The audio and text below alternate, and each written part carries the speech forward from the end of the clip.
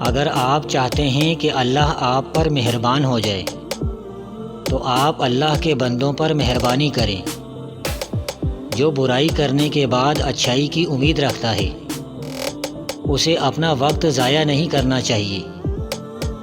اگر اللہ نے آپ کو سوجھ بوجھ اور عقل عطا کی ہے تو دوسروں کو خود سے کمتر نہ سمجھو۔ اللہ کسی شخص سے اس وقت تک راضی نہیں ہوتا جب تک لوگ اس سے راضی نہ ہوں۔ لوگوں کو خوش کرنے سے اللہ راضی ہوتا ہے۔ ایک بزرگ نے ایک عورت کو نصیحت کی، اگر تجھے اپنے شوہر کی کوئی بات بری لگے تو اس کی اچھائیوں کو یاد کر اور ان اچھائیوں کی وجہ سے اس کی برائیوں کو نظر انداز کر دیا کر۔ جب آپ کسی نااہل کو کسی اونچے عہدے پر دیکھیں تو خاموش رہیں، کیونکہ عقل مندوں نے ایسے موقع پر خاموش رہنے کی ہدایت کی ہے۔ دکھی لوگوں کو خوش کرنا 1000 رکعت نماز پڑھنے سے زیادہ بڑا کام ہے۔ اگر کسی کا دل آپ کی وجہ سے خوش ہوتا ہے تو یہ آپ کی تمام عبادتوں سے زیادہ افضل ہے۔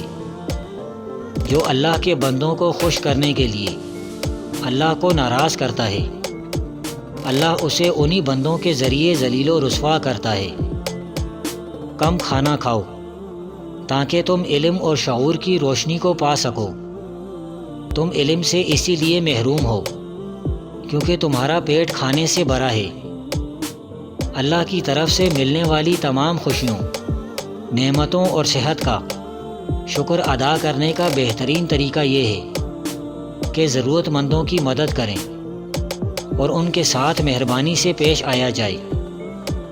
یہ بات یاد رکھیں، جب آپ دوسروں کو اپنا نشانہ بناتے ہو تو آپ بھی کسی کے نشانے کا شکار بنتے ہو۔ حکم ماننا عقل مندی کی نشانی ہے، جبکہ حکم کی خلاف ورزی کرنا محرومی کا باعث بنتا ہے۔ خوش نصیب شخص کبھی حکم عدولی نہیں کرتا۔ اگر کسی کو متاثر کرنا ہو تو خوش اخلاقی سے کام لو، اور جو کام نرمی سے ہو سکتا ہے اس کے لیے سختی نہ کرو۔